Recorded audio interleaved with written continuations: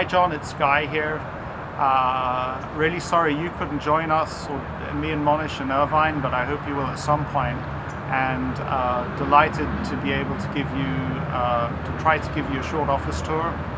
We're actually in a pretty nondescript office park in Irvine, California.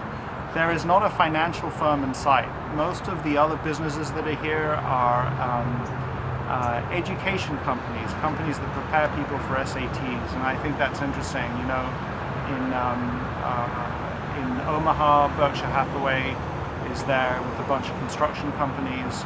Mohnish Pabrai here is with a bunch of education preparation companies. So let's go inside.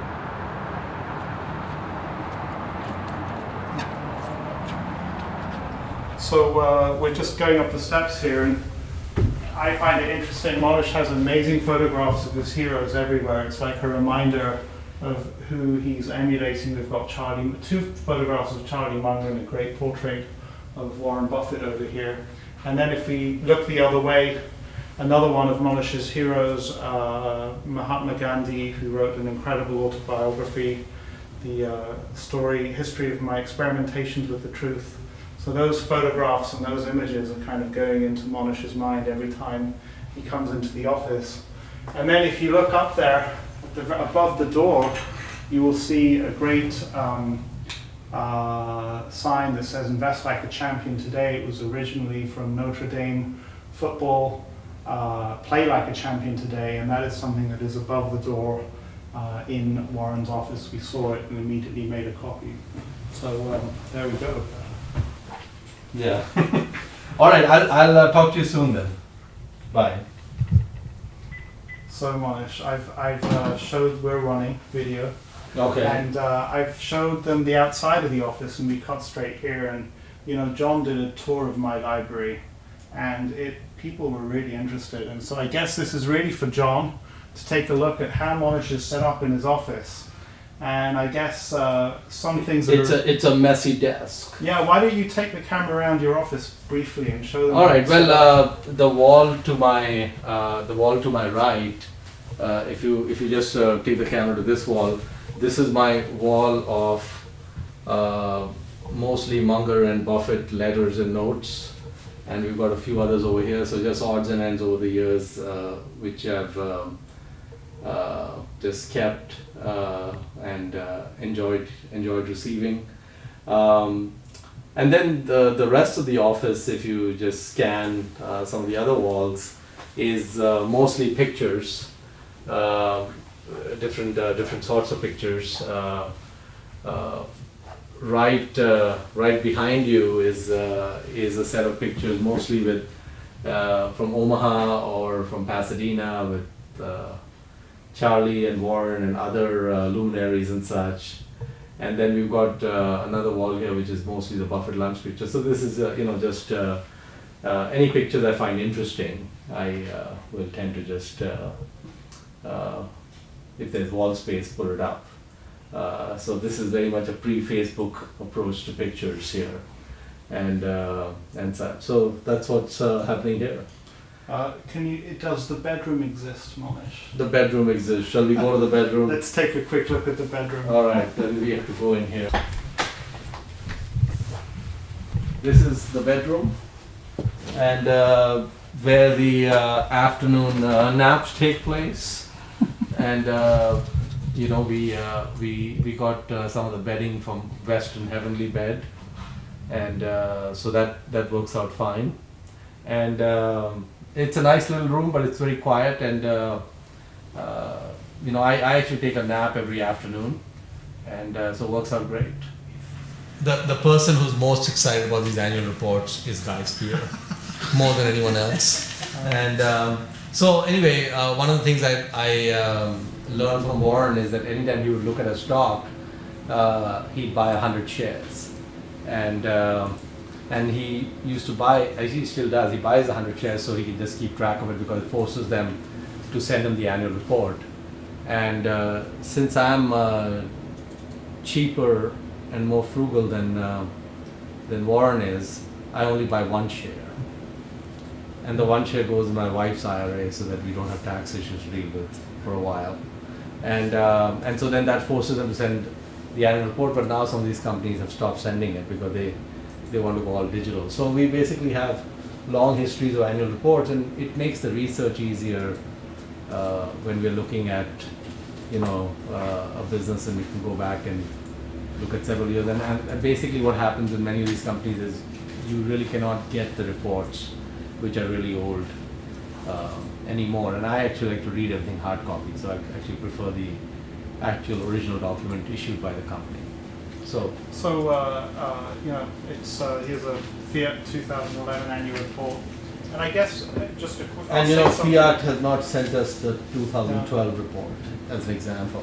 But I'll say something then, a question. I think it's always interesting to visit people's offices. I mean, I feel I've cloned Warren Buffett, but I didn't do a good enough job. And one time I was here and I saw a bunch of annual reports, and I asked, why is he receiving them? And then I realized it's because he'd opened an account and he bought one share. And it's only a year ago, or in the last 6 months, that I've done the same thing. So I'm looking forward to receiving the annual reports. Of Have you gone hyperactive and bought one share of every stock? I've been paying brokerage fees Okay. relative to the purchase price to Charles Schwab at the Yin Yang.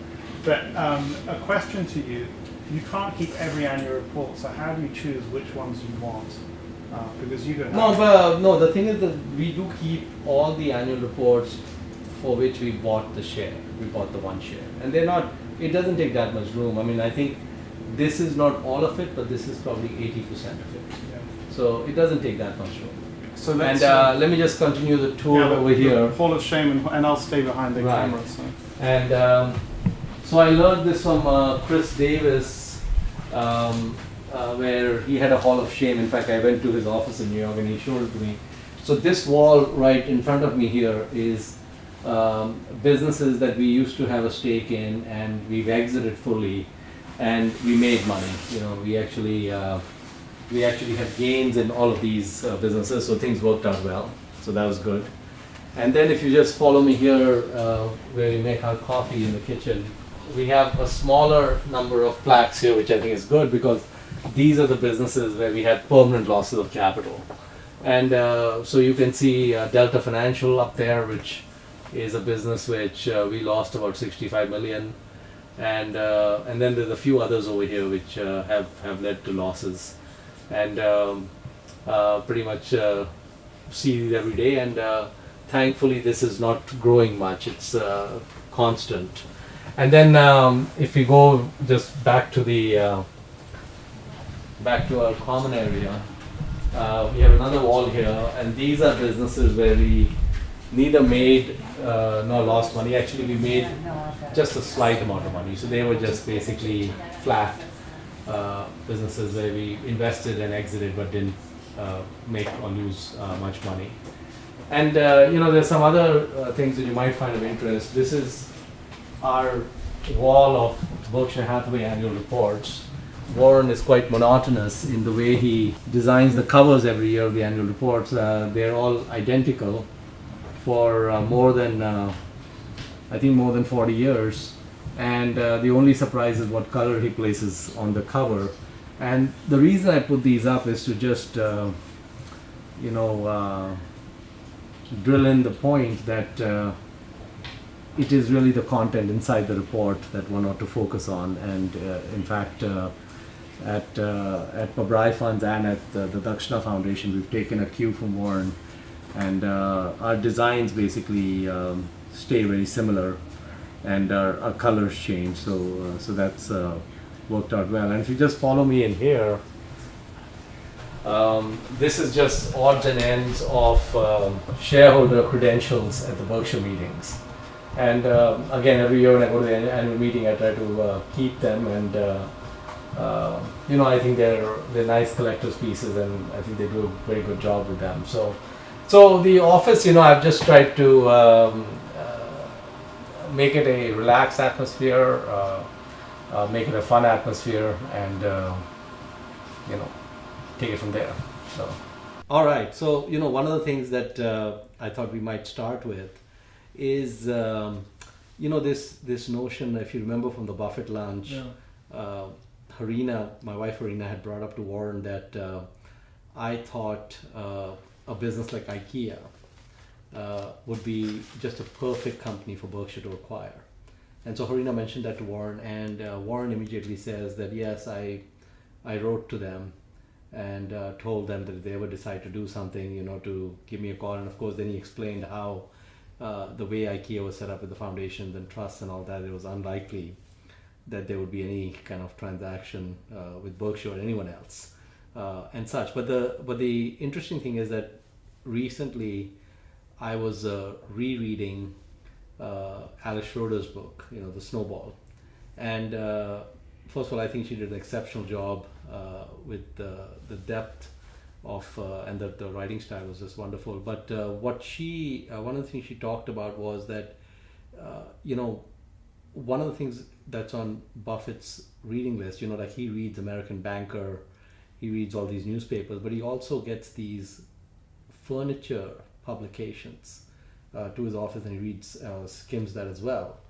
And then Alice also mentioned that he's very close to the Blumkin boys, the Nebraska Furniture Mart grandchildren of Mrs. B, Irv and Ron Blumkin, and in fact, meets them frequently for dinner, and even takes I think a once a year trip with them. And so the net of all this is that he has spent an enormous amount of time studying the furniture business, and what has happened out of the study of the furniture business is he's talked to the Blumkins about what other businesses, what other companies are in the furniture business that be good to acquire, and Berkshire's done a number of acquisitions in that space, including Jordan's and I think R.C. Wiley and so on and so forth. And so the issue is that in investing, what happens is that it's one of the broadest disciplines, and the edge you can gain, if you will, like I think Warren has an edge in the furniture business, comes out of kind of this multidimensional way of looking at it. And I came at looking at IKEA being a fit just because of the nature of that business being so amazing. And I think Warren probably came at it more from his whole Nebraska Furniture Mart experience, and probably the Blumkin brothers might have even mentioned it directly to him. So the thing is that with someone like Warren Buffett, he had those unusual insights into the insurance business and then went into insurance in a big way. He had that insight into banks. Warren understands banks really well. He used to own First Rockford Furniture. If you look at See's Candy, for example, that was a big learning for Warren. And the See's Candy experience led to the Coke investment. It led to investment in other brands, and so on and so forth. So the thing with investing is, what is most fascinating to me is when you go through growth and you grow to the next level and you find something that clicks, you have the same data set, all the data is public, but it's the analytics that becomes superior, and it gives you insights that maybe you're able to see around the bend that others can't see. And we had some of that when we looked at the car business in the middle of 2012, and also when you looked at money center banks and such. So to me, the interesting thing about the investment business is that one has to continue to, first of all, not only scan the horizon but also go deep in some of these areas to find those rich veins. So I don't know what your thoughts are. Well, my question to you is, Nebraska Furniture Mart, was that a successful acquisition? And would Berkshire, so he knows the furniture business, and I believe that if Berkshire owned IKEA, that might make up for all of these other furniture businesses. But my sense is that the furniture businesses have not been a successful venture for Berkshire. Well, but Nebraska Furniture Mart has been. And the reason Nebraska Furniture Mart has been is because of the economics. The very simple thing is that he bought the business for about 60 or 65 million. And they were at the time, I think, doing less than 100 million a year in sales. And Nebraska Furniture Mart today is more than 10 times that size. And they really haven't plowed any capital in. In fact, they've probably pulled out a whole bunch of capital over the years. So Nebraska Furniture Mart particularly is an exceptional business, and the reason it's an exceptional business is because of the cost structures, low cost provider, low overheads, and they're pulling in people from a several 100-mile radius coming in. So the per square foot sales is probably 10x their other Omaha competitors. But the other ones, I agree with you. Some of the other ones, I think Jordan's, for example, hasn't worked. But that's the nature. That's the other part of the investing business. You can have a pretty healthy error rate and do fine. But what I'm trying to say is that in aggregate, I think furniture, furniture, one would think, looking at the outside, furniture retailing doesn't come across as a enormously lucrative thing to go into. I think it's worked out fairly well for Berkshire. The same with jewelry. They've made a number of investments in the jewelry business that may have not been so well, but Borsheim's for quite a while, same as Nebraska Furniture, a low cost provider, did fairly well. Helzberg Diamonds, right? Not so great. But then I guess even if he doesn't get to invest in IKEA, he did invest in the flooring company whose name escapes me Shaw right now, Carpets, which is a duopoly, and in a certain sense you probably learned from furniture retail. Absolutely. Shaw Carpets was the place in the value chain where they captured the most.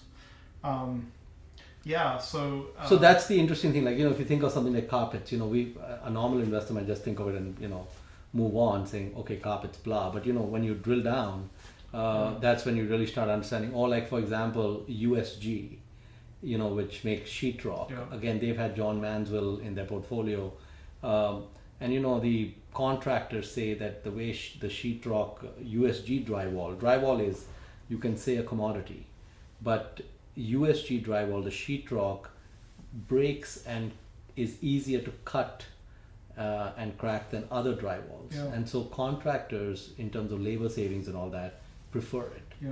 And so even something as subtle as drywall can have a moat. And so the fascinating thing about for me, the investment business is, you don't need too many. If you can find one of these insights, kind of looking around the curve, even every couple of years, that's quite a bit. I mean, the railroad, for example, Warren's perspective on the railroad, I think Burlington Northern was bought for like 40 odd billion. And today, I don't think it could be bought for 100 billion. Yeah. It's gushing cash. And that is the ultimate toll bridge, because you're not going to build another transcontinental railroad, and they're with every passing day getting a deeper moat versus trucks and so on. So the question that comes up for me is that in many of these sort of the kinds of interviews that John does, there'll be the question, what is your process? And it just seems to me that those insights, those aha, eureka moments, come when there isn't any process. And actually you said something to me very early on when we met that, and I don't think that's the case with me in all of them, but you have these aha moments, you don't know when you're going to get them, and suddenly you realize you're onto something. That happened with the automobile business, but if someone was to ask you, what exactly did you do, how did that happen, I don't think that there's any answer that Mohnish can give. It's probably different. Every aha moment happens. Well, but I would say the following, as I've mentioned several times. I'm a shameless cloner, right? So you say you're a shameless cloner. Yeah. So let me just kind of crystallize my thought a little bit on that front. So the thing is, this process of getting insights. I think Warren and Charlie, they're light years smarter than I'll ever be. Yeah. And so I take a low life shortcut, you can say. And so the low life shortcut is I looked at, for example, and I continue to look at what great investors are doing. And so, for example, the automobile insight. The automobile insight really came from looking at the manual of ideas and finding that GM was owned not only by Berkshire, but it was the second largest position owned by David Einhorn. Yeah. And I've always hated the auto business for all the obvious reasons of unions and high capex and consumer tastes and all of that.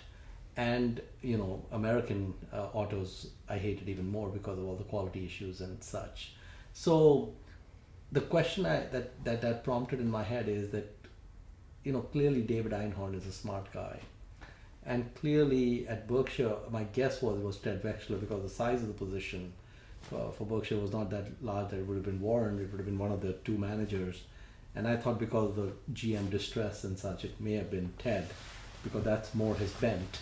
And so the question I had is, why would Ted Wexler and David Einhorn, who can clearly see all the problems in the auto business, want to make this bet in autos? And why would someone like Einhorn want to make such a large bet? And the funny thing about Einhorn's bet is his largest position at that time was Apple. So you think about it, you have a bet on Apple, which is a big position, and then your second bet is General Motors. And the two cannot be more different in terms of the nature of the business. So for me, the starting point with the autos was to simply try to answer the question, why would these smart guys want to do this? And I wanted to actually get an answer, which made it clear to me. And as I drilled down to try to get that answer, it dawned on me that it wasn't stupid to be in the autos. It was actually pretty smart to be in the autos, because there had been a sea change. Yeah. And that sea change was not fully appreciated or recognized by the market. Yeah. And Detroit had gone from being one of the worst places on the planet to build a car to one of the best places on the planet. In fact, the US is now exporting lots of cars to other parts of the world because it's so competitive in terms of its manufacturing. So that insight did not come from just looking at a 13F. Yeah. But without the 13F, the seed of the insight wouldn't have happened. And so for me, what has usually worked is something somewhere has given me a seed, and usually it'll be looking at what the great investors are doing and then trying to understand why they're doing it. Or sometimes it can come from a position in my own portfolio. So for example, in 2008, in December 2008, when all these commodity stocks were collapsing, I made an investment in Horsehead Holdings. They're a zinc recycler. And I made the investment because it was a net. It was trading below net current assets, really cheap, a classic Ben Graham type stock. And the classic thing that they say is that you really learn about a business after you own it. Yeah. So I bought Horsehead because I was buying a basket of commodities and this looked super cheap. But then as I subsequently drill down more and more about the business and try to learn more about it, I was fascinated and actually saw that they actually had, even though they were in the commodity business, they had an incredible moat. And so in that case, I wouldn't have found that with Horsehead if it wasn't a net. No. I wouldn't have been able to appreciate the finer points of the business if I hadn't made the investment as a net. So, I would say the key is there has to be a seed somewhere. I think in the case of someone like Warren Buffett, he took that guy Adam Smith around Omaha in the 70s, pointing out all these great businesses in Omaha. And about 15 years later, he had bought most of them. And so the thing is, Warren actually had looked at his own hometown and picked out the ones that were exceptional. And that's another way to do it, which is, and I've thought about that is, look around in Irvine, for example, and what are great businesses in Irvine, and take it from there. So to me, the thing is, cloning the 13Fs has been a good seed. Sometimes these nets have been a good seed, but what are your thoughts on that? Well, I was just thinking that a good business in Omaha might be right around here, but I guess that's already owned by Pabrai. But I would say that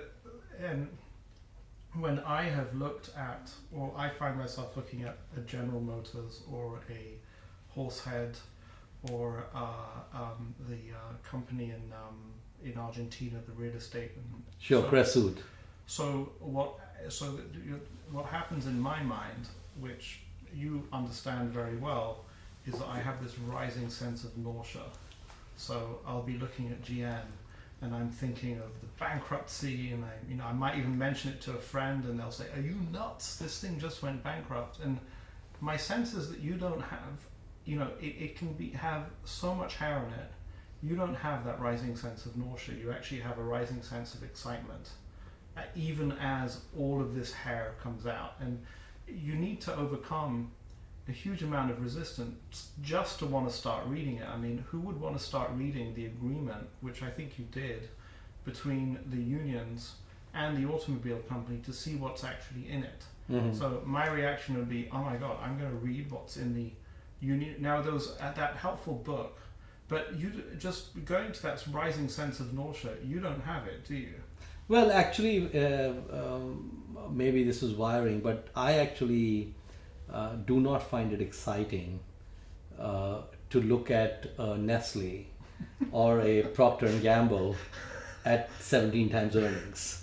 In fact, usually it just doesn't do it for you. So usually, and I think it's a negative. I think it's a negative because the thing is that these great franchises can turn out to be bargains just because of the amazing returns they can generate and the amazing growth. And in some cases, they can go from being national to international and such. So, so I think that. But when I look at global established brands and they're not under distress of any kind, the concern I have is how much money can we really make off this, and what type of insight do I have that is so unique that 17 analysts following it for 17 years don't have it.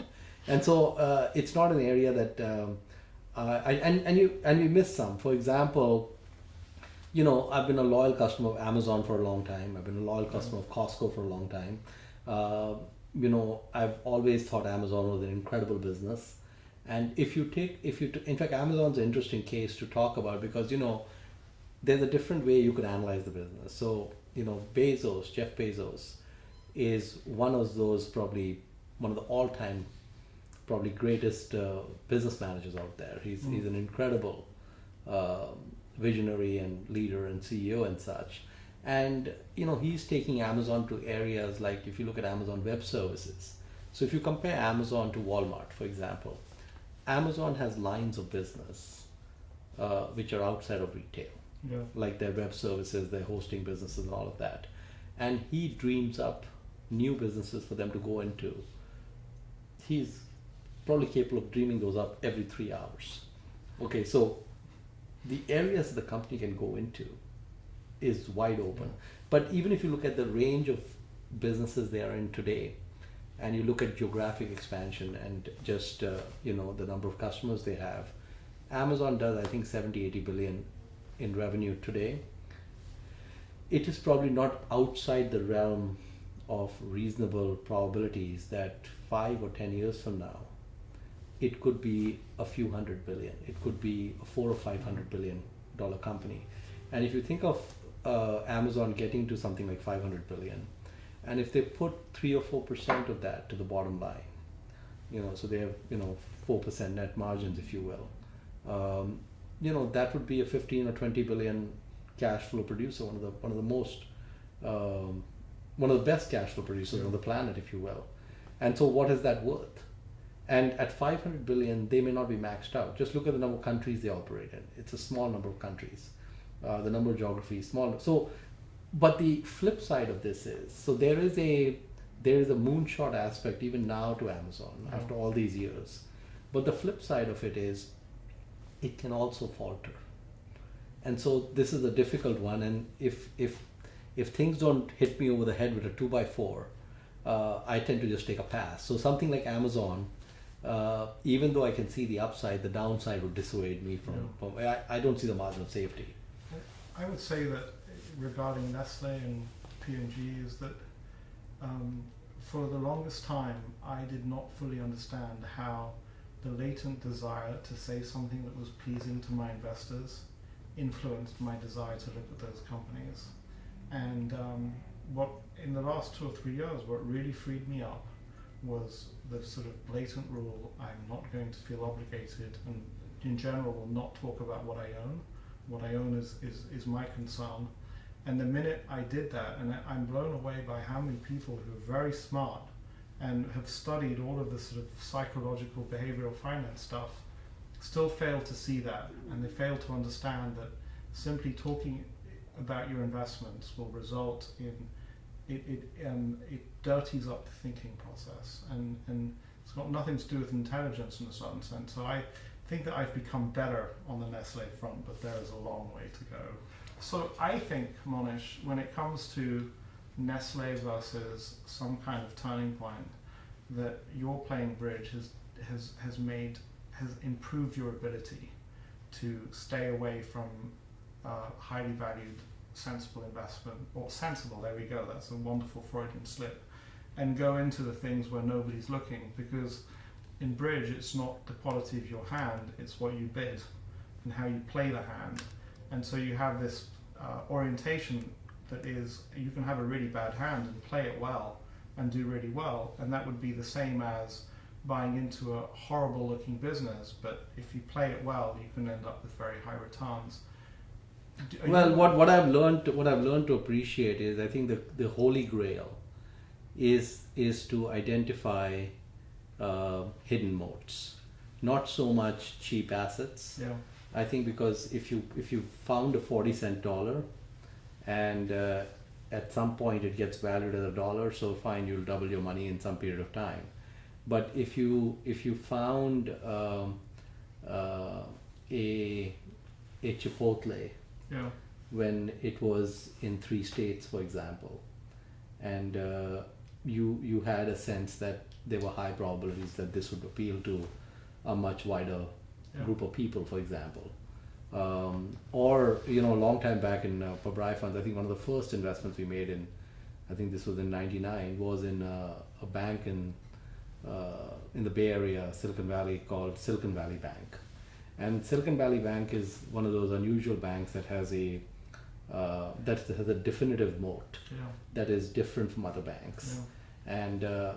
And that was one that I thought had some legs to do things. Plus, they had other kind of peculiarities that made it interesting. Yeah, so I would actually say that I realize now the 2 for-profit education companies in Brazil, what was really great, even better maybe than a hidden moat, is a moat that you can see is in the midst of being constructed. So Warren talks in the flooring business, he's excited even when his competitor acquires a business because it's consolidating that market.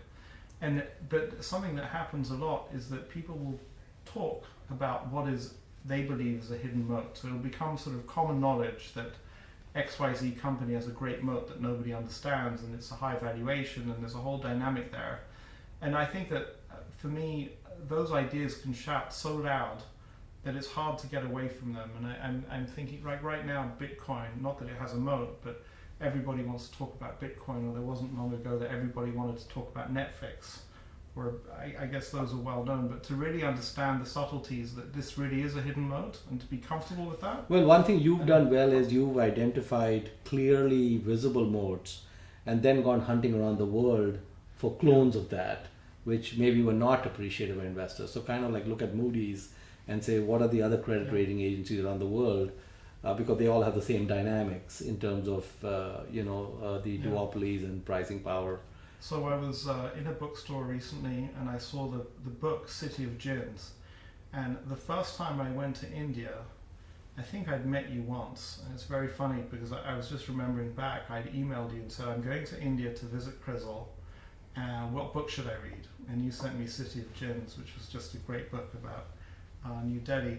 And yeah, that's a relatively straightforward thing to do, and it's paid off really well. But I think that a lot of people are running around the world now. But the same thing, you did the same thing with for-profit education in Brazil, right? So you took for-profit education in the US, and you've looked at it in other parts of the world. Yeah, funny enough, in for-profit education, it's now a better business outside the US than it is in the US. Right. But there are many ways in which that doesn't work. I mean, there are a number of well-known brands in Africa where it's just too highly valued, and they're wonderful. Guinness and other brands that you could go and buy in Africa, but you're just paying a very, very high amount of money for them. And actually, it's something that I haven't done for a year or two. Maybe I should go and Well, the same thing's happened in India. The Indian subsidiaries of dominant multinational brands, kind of like the Indian subsidiary of Procter and Gamble, or the Indian subsidiary of Unilever and such. They're publicly traded in India, and they've actually widely outperformed their parents. Yeah. And with good, and that would have been quite obvious because you would have just seen, just the way Indians using unbranded soap was going to go to branded, and it's still going to keep going to branded, or Indians not having bank accounts is going to go to having bank accounts, and that sort of thing. So many of those things I think are obvious, and if one has some conviction, then one can proceed. Do you think, speaking of India, do you think there's any event that could derail India's sort of emergent growth? Do you think there's something that could happen that could take India? I mean, well, India has already been derailed in terms of its growth for the last at least 3 or 4 years, where it was a 9+% grower, and now it's a sub 5% grower, and a lot of it has to do with government policy, and there's a good chance that the seats, the people in power will change in the next few months, and if the new government, if you will, takes a bent towards focusing on the economy, I think India has, I make so many trips because of Dakshana, and I see deep parts of rural India and such. There is some intense pent-up energy and intense ability to grow by some margin for a while. So for example, the Sensex in India is at about 21,000 or something right now. If the government got its act together in 10 years, it would not surprise me to see it at past 100,000, 150,000. So 5x. So my sense is that there's pretty much nothing, that enough people in India, the middle class is about 70 million people, enough people have tasted the fruits of capitalism that even though, India's a dysfunctional place and it's got enormous difficulties, there's nothing that's going to derail India in the way that Egypt was an emerging economy, but in a certain way it's been derailed by their political difficulties. Although, I guess, is there any chance of it being derailed the way Egypt was derailed? I see the odds of, the core principle of democracy going away as being small. In fact, I think the thing is it's the other way around. In fact, even Egypt, you can say, with the rise of social media, etc., it's a path towards democracy, but the path is not straight. So Egypt it's a different country, and I think a better country than it was even 5 years ago. In India, I'm less concerned about democracy. I think that's pretty well embedded. I'm worried about communism and socialism and just sort of people feeling like it's the government that's going to solve problems rather than the private sector. Yeah, I think that we are getting past that because they can see what happens when you take that sort of approach. So I have a question for you on this wonderful table. If you had to choose between the multiple versions, there's 3 different ideas on the table. There's a Swiss cow, there's Ganesha, and there's Charlie Munger. Now, if you had to choose between just one of the three ideas, do you go for the Swiss cow, Ganesha, or Charlie Munger? Well, the Swiss cow is a gift from Guy Spier. So thank you, Guy. That would be an easy decision. We would keep Charlie. Though I like my Ganeshas and I like Lord Ganesh. He's the god of prosperity and he's kind of a cool god. And I'm not religious or anything, but I think he's a fun guy to have around because we like to have prosperity. But the one that has really gotten to me, and I really find fascinating, is this Shiva Nataranja, creative destruction. And there's a huge amount in your life that has been creative destruction, and I've seen a number of times how you had something in Dakshana where you decided it was a no-go, even though it had good prospects, and you tore it apart. And a number of times in your life, you had a business with hundreds of employees, pulled it out by the roots, put it somewhere else, and hitting the reset button. You know, I think that every time I've hit the reset button, it's been incredible for me, and I've always felt like I did it too late. And you know, maybe I should have a couple of images of Shiva Nataranja there to help me hit the reset button. But you want Well, to take that? I've always found, and it's been surprising to me, but every time I've failed at something, it's led to tremendous growth. And in fact, that failure has, in hindsight, been a blessing. And what I've learned is that we don't learn much from success. You know, we just feel good about ourselves, and we think we're great when we succeed. That's and- not a bad feeling to But have. but I think it's when we fail, and I've found that failure has really been the driver of growth for me. You know, if you look at things like, you know, the checklist wouldn't have come out if I hadn't had the big stumble in 2008, 09. Some of these insights we got into commodities, that wouldn't have happened. I think I'm a much better investor today because of a whole bunch of different stumbles. And so I actually have always welcomed failure. Yeah. And even in Dakshana, So we've had a number of yeah, go ahead. So let me tell you about a failure that I noticed. Well, you were dealing with when on a trip that I took with you to Dakshana. You had an office, I think in Gurgaon. In Faridabad, in Delhi, You right? had staff, and I know that you weren't happy with that setup. And now you have the kernel. Right. And I just, you know, maybe you can tell me the story for John, the story of how the colonel keeps wanting to retire, and you've told him that he can have an office wherever he likes. Sure. Yeah, I mean, I think in 2009 when you were visiting Dakshana with me, that was I think this was you know, the first quarter of 2009. So things were at a pretty low point in terms of net worth, in terms of where markets were at. It was a great time in terms of making investments, so that was wonderful. But one of the issues I was facing at that time is there was a severe drop-off in my net worth and our ability to fund Dakshana. So I knew that I had to dramatically cut back the scope that Dakshana had.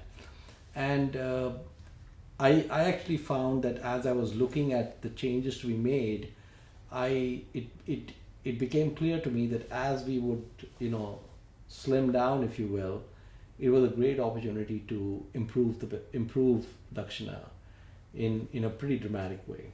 So and so that's what we did. We had to hunker down, but in the process of hunkering down, we were able to put in the seeds of some great restructuring and some great growth. And of course, at that time, one of my board members referred Colonel Sharma to me as a potential CEO. And it didn't hurt that he was willing to work for ₹1 a year, which was wonderful. And Colonel Sharma is, you know, he's in his 70s and he's still pretty fit and very energetic. But he brings up interest in going off to some mountain resort and retiring every few weeks, a few months with me. And I always tell him, you know, you retire, you die. There's no point thinking in those terms. And I told him he can go to any mountain resort he wants, and you know, we'll put an office 5 minutes from his house, and he can show up there for 10 minutes a day if he wants, or half an hour a day, or whatever he wants to do, but to stay engaged. And I think he would have a hard time himself pulling away from Dakshana because it draws you in.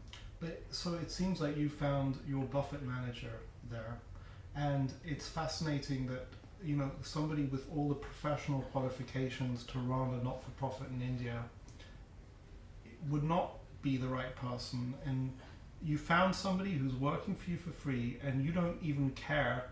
He's working for Dakshana, to be more precise, and you don't care how much time he spends on Dakshana. If it's 5 minutes a week, he's still the guy that you want running it, and that seems Yeah, well, to be... the colonel is you know, he used to handle 40,000 troops, and he's got a great team under him, and he's groomed and trained that team really well, and that's why he keeps telling me he wants to retire, because he says they really don't need me, and they're running. So the team under him is absolutely jamming all the time. But I think that I still feel Dakshana needs him for many different. We don't need a lot of time from the colonel, but we do need him to be available from time to time, and I think that I would hope continues endlessly. So regarding non-profits, it was very clear to me that the non-profit world has a myriad of problems, and one of the biggest problems is that the people who typically run non-profits are typically people with great hearts, but they don't have great business heads. And what you really need to have an effective non-profit is really have a you can say a benevolent entrepreneur running it. And so if people haven't met payrolls, if people haven't built businesses, they are missing some basic skills that I think are fundamental to running a great nonprofit. And almost every nonprofit is run by individuals who've never met a payroll. And so one of the things that we did at Dakshana is we specifically had no interest in hiring people who had spent time in the nonprofit world, because I think having them unlearn what they thought was gospel would either be impossible or take a long time. It's better for us to start with a clean slate. So we haven't had people who've come from the nonprofit world. We also haven't had people who've come from the education world. And I think what we found is that having people come from completely different industries and disciplines has been a source of great strength for Dakshana, because they don't know a way of doing things. And so we are able to come up with ways of doing things that probably are quite novel and unusual. What I see is your and the colonel's capacity to take tough decisions that would not by any stretch of the imagination appear to be benevolent, because you're aiming at a goal, and you make some very difficult decisions. I mean, you are there helping the privileged high intelligent group get into the IITs, but the decisions that you make for the people at the borders, the people who don't make it in, are heartbreaking for me actually. And it seems like both you and the colonel are okay with that, because you have your... Well, we're not okay with that, but I think that any non-profit has to realize that the problems of the world are immense. The resources at their disposal are very limited, and one has to think in a manner of maximizing the good one can do. One cannot, even if you're the Gates Foundation, you cannot take away all the problems of the world. They're just too vast. And certainly someone like Dakshana is not even 1,000th of the Gates Foundation in terms of assets or funding and such. So our mandate is simply to try to be good stewards of the resources at our disposal and try to do the most good we can with that. And I think I'm actually really proud of what Dakshana has accomplished on that front, because very few nonprofits think that way. So when are we getting, I know that the Charles T. Munger Hall is being built, and when are we getting the Warren E. Buffett? We'll definitely get to that at some point. I'm working with the Indian government. The next one we're going to build is going to be in Hyderabad. So the Charles T. Munger Hall will be a 360-person capacity coaching center in Bangalore. The one in Hyderabad, I would really like to name the V. Prem Vatsa Hall, because Prem is from Hyderabad and he's been an incredible supporter, and I think just that his name in that city would be wonderful to have. But we've got many more of these coming up, so definitely Warren's name is coming up. So do you think that you could do as good a job of being, now your business card, the Dakshana business card says Chief Catalyst, and so you haven't called yourself Chairman or CEO, and obviously you're the mind behind it. Do you think you could do as good a job, you could have done as good a job if you had been in India? I mean, there are definitely disadvantages being in Southern California with the beneficiaries being in India, But there may be some incredible advantages. The distance actually helps for you to get your thinking clear, or is Yeah, actually, I think it would be worse. I think I have lived all my adult life outside India. So I think I've been in the United States for more than 31 years, and I actually think that people may not fully appreciate it, but when I go to India for Dakshana, basically I'm a tourist. I really, I think I've spent less than a half an hour in our headquarters in all these trips. In fact, most of the time when I go to India, I never make it to the city where we are headquartered. Which is where? Which is in Pune. Yep. And because I love to meet the kids either in the schools or meet the parents in the homes and all of that, and the rural India and all that. So you can really say that my Dakshana related trips to India are really not directly operational. I just focus on things that I happen to enjoy. And of course, there is data and learning that comes out of those visits that is helpful to Dakshana. But in my opinion, it's a perfect match. The folks who are running Dakshana in India are extremely good at it. I think they're vastly better at it than I would be. And they have rightfully stressed to me that my job is to make sure that Dakshana never has a financial hiccup, and I'm proud to say that it's actually in the very best financial state it's ever been in, and so I think we've got a good engine because it's a great match. I think the DNA of Dakshana, part American, part Indian, is a terrific DNA. So I think that the distance and such, I think, has allowed me to, like you said, look at things in a more strategic way, and I think I've added plenty of value on the strategy and direction. I've added very little value on the nuts and bolts of running it on the ground in India.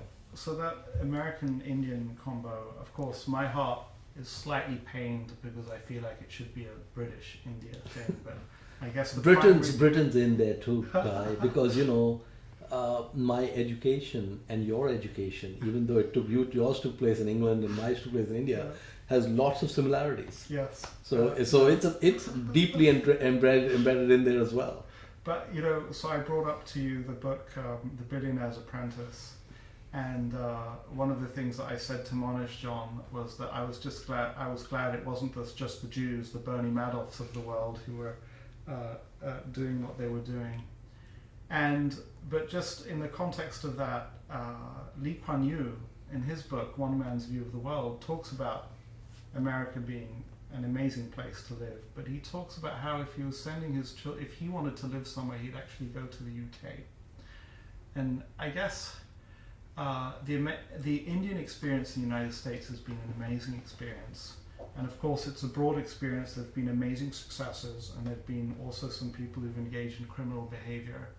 But maybe you can just give your take on having immigrated to the United States from India with your background, and what it's done for India, what it's done for you. Well, I think that I think the United States is, I would say that people say America is an idea, and I think it's an incredible idea.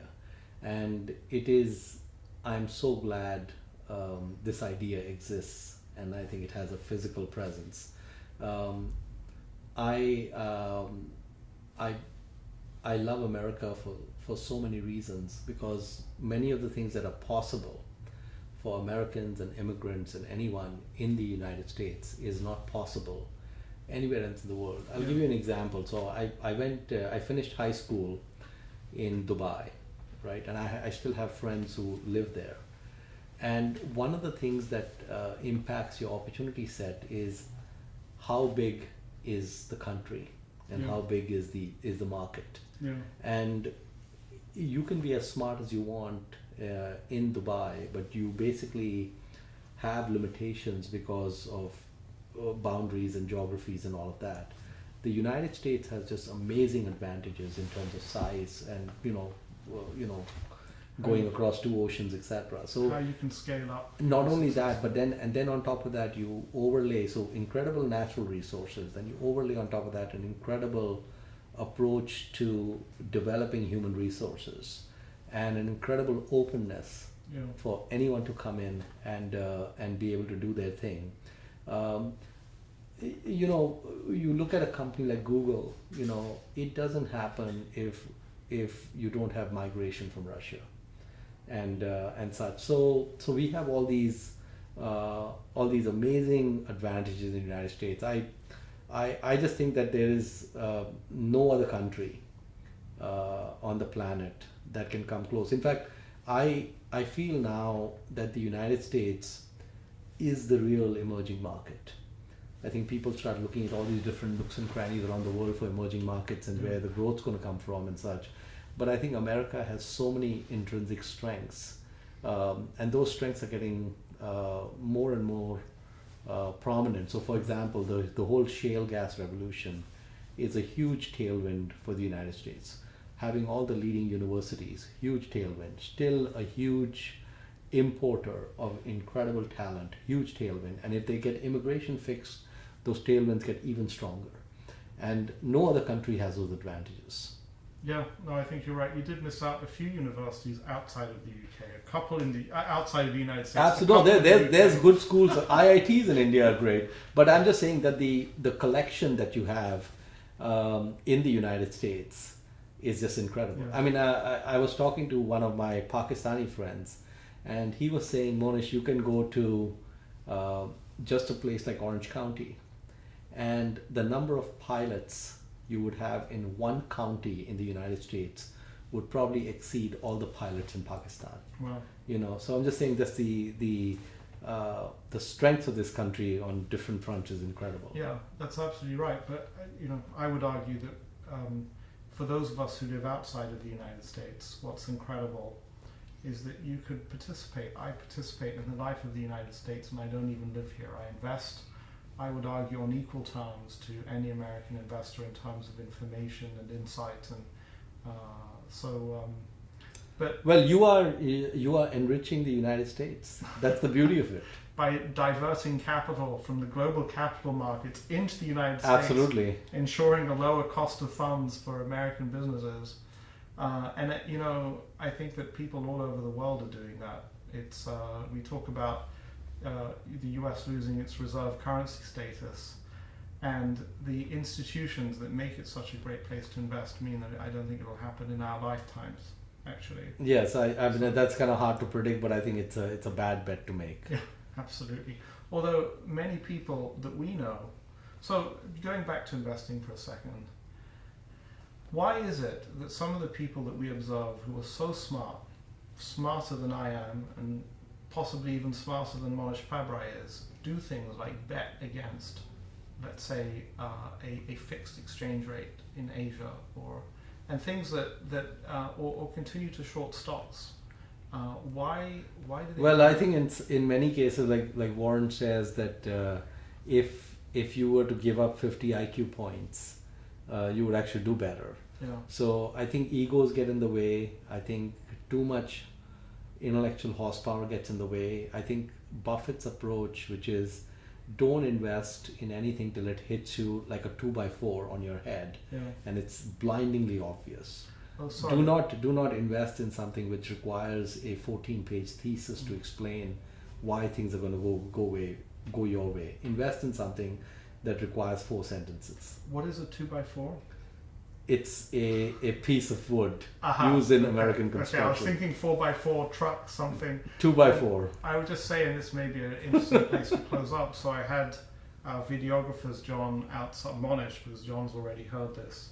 And the way I introduced your office was that I said, and I only realized it now, Mohnish, I was thinking if I was to move here and I saw some office parks and I saw XYZ Financial Factoring Company, in Kiewit Plaza, they're all constructing things, and there's Berkshire Hathaway sitting in the middle of that, allocating capital, And here in this park, you have a yoga studio and you have some college preparation companies all teaching kids how to prepare for the SAT, and then you have Mohnish allocating capital in the middle of something that is completely non-financial. And I'm convinced that that makes a big difference. I would argue that if you had your office somewhere in an office tower in New York with a bunch of hedge funds around, you'd be thinking up all sorts of crazy things to do, and you would have done many of them, actually. So Right. Well, let me put it this way, Guy. I'm not looking to move. I'm happy being where I am, and I think it's a great place to be. And very much enjoyed this conversation. yeah, thank you. So that's great. fun. And thank you, John, for making this happen. Thank you, John.